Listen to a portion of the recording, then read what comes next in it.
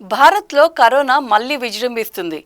Singapore, Hong Kong దేశాలతో పాటు భారత్లోనూ corona positive కేసులు క్రమక్రమంగా పెరుగుతున్నాయి. ముంబై, చెన్నై, గుర్గావ్, పూణే, అహ్మదాబాద్, ఢిల్లీ, కోల్కతా, కేరళ వంటి ప్రధాన నగరాల్లో కోవిడ్ వేగంగా వ్యాప్తి చెందడంతో భారీగా కేసులు వెలుగు చూస్తున్నాయి. కేంద్ర ఆరోగ్య శాఖ డాటా ప్రకారం ప్రస్తుతం దేశంలో 257 యాక్టివ్ కోవిడ్ కేసులు ఉన్నాయి. వీరిలో ఎక్కువ మంది కేరళ, తమిళనాడు, మహారాష్ట్రకు చెందిన వాళ్లే ఉన్నారు. చాలా మంది తేలికపాటి లక్షణాలను ఎదుర్కొంటున్నారని, హాస్పిటల్లో చేరాల్సిన అవసరం లేదని, ఇంట్లోనే క్వారంటైన్లో ఉంటే సరిపోతుందని అధికారులు తెలిపారు.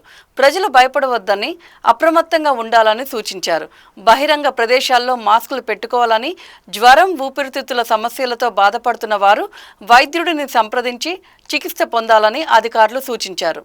తాజాగా బాలీవుడ్ నటి నిఖితా దత్తాకు కూడా కరోనా పాజిటివ్గా నిర్ధారణ అయింది.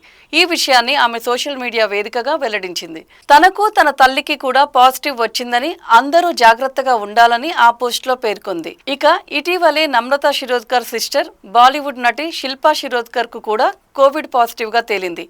ఆమె కూడా ఈ విషయాన్ని సోషల్ మీడియా ద్వారా తెలుపుతూ అందరూ మాస్కులు వాడాలని సూచించారు.